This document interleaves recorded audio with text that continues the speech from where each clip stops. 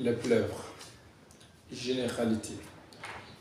Le poumon est contenu dans une enveloppe cireuse à double feuillet, la pleure.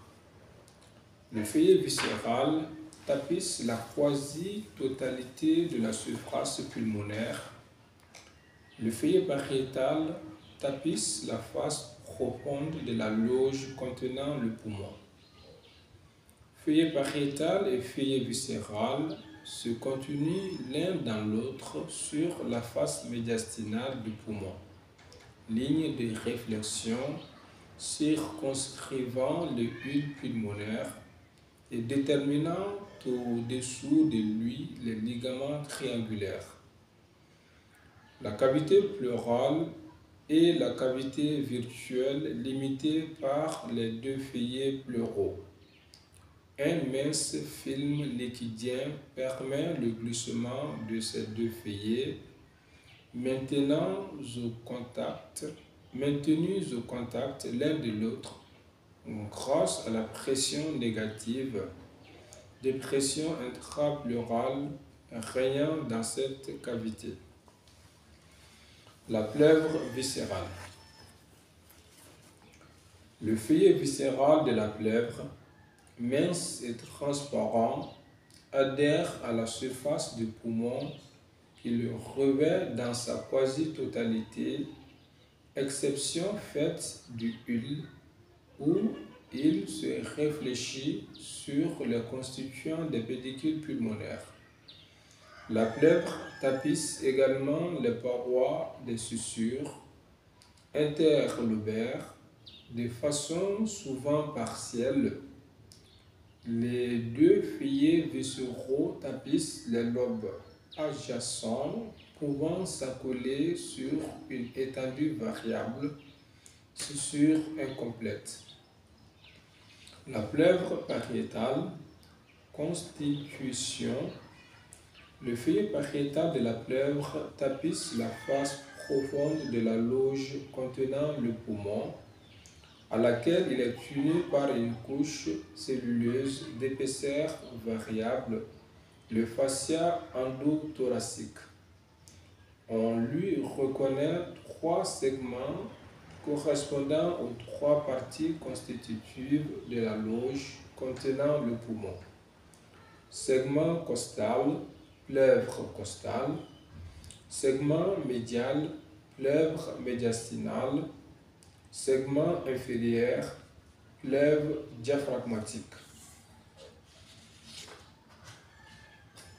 Ces trois segments se poursuivent sans discontinuité les uns dans les autres, constituant ainsi quatre processus occultent les sacs pleuraux.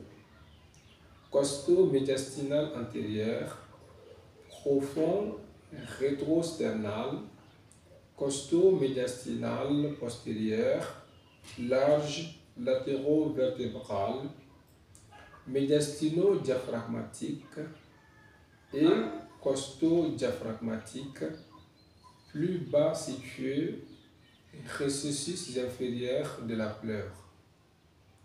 La pleuve costale, elle tapisse la face interne des côtes et des espaces intercostaux correspondants.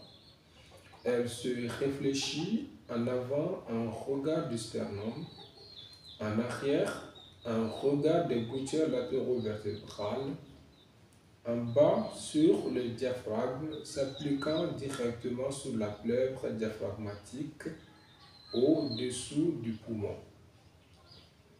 La pleuve diaphragmatique, plus mince que la pleuve costale, elle adhère de façon très importante au diaphragme qu'elle tapisse de part et d'autre du péricarde. La pleuve médiastinale, elle s'étend quasiment sagittalement de la face postérieure du sternum, en avant aux gouttières latéro-vertébrales, en arrière, assez mince, tapissant les faces latérales du médiastin. Elle peut être subdivisée en trois étages. Étage supérieur, sus-pédiculaire où elle s'étend sans interruption de la face postérieure du sternum aux gouttières latéraux vertébrales. Étage moyen pédiculaire où elle se réfléchit au pourtour de l'île pour againer les deux pédicules pulmonaires. Étage inférieur sous-pédiculaire où la prolongation vers le bas de la ligne de réflexion pleurale détermine les ligaments triangulaires. Les moyens de fixité de la plèvre pariétale. La fixité de la plèvre pariétale est assurée essentiellement par le fascia endothoracique.